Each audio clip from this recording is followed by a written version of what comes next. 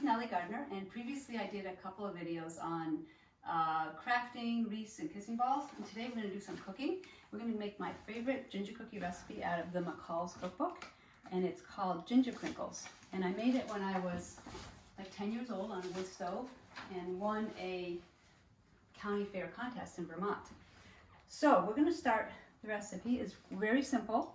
It's just a few techniques. So we're going to start with butter. This is butter and shortening mixed together. So the recipe calls for it calls for all shortening, but I use half butter because everything with butter in it is better, right? So we're going to mix that up really smooth and get it really whipped, and then we're going to add a cup of sugar, and there's another third of a cup that's used to roll the cookies in, but a cup of sugar goes in there, and then we have here a beaten egg. And this is at room temperature because your ingredients should be at room temperature. And then I put in molasses. It's a quarter of a cup. And this is a little, we put a little Pam spray in there so it doesn't stick because I hate wasting ingredients.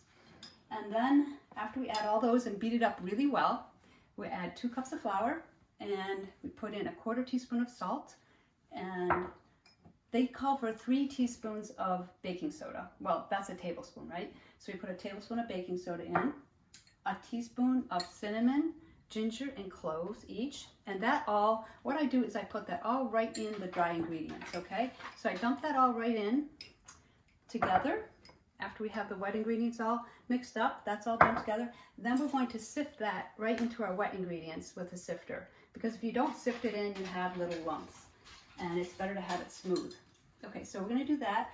Beat it up. It's going to be a very stiff dough, okay? And then at the end, it's going to be hard to beat by hand, so you mix it well with a wooden spoon, and then you get this sort of stiff dough that you can handle with your hands, and then you refrigerate this. So this is the final product, and I've had this in the refrigerator for a little while, usually about an hour. You can actually make this overnight as well, and then you can just cook it the next day, or you can take it with you on your travels and cook it when you get somewhere. Then you're going to take a spoonful of the dough and roll it. So you have some of these already rolled up, and you roll it into a ball, roll it in the sugar, put them on the cookie sheet, and the oven is at 350 degrees.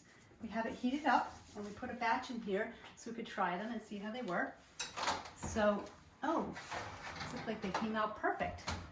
So the real key to these is making them so that they are not quite done. They're done, they puff up, and then they fall flat. And so these are, you don't want them overcooked.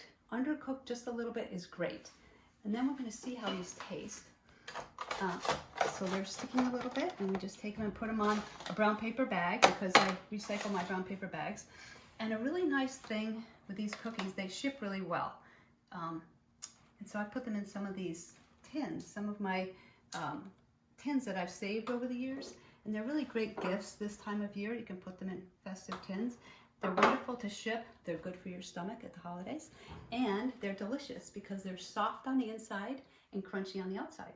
So we're going to try this. Oh my goodness. I think I'm going to eat them all. So if you would like the recipe, it's at the bottom of the YouTube video. Follow me on Instagram, Facebook, and YouTube. So thank you very much.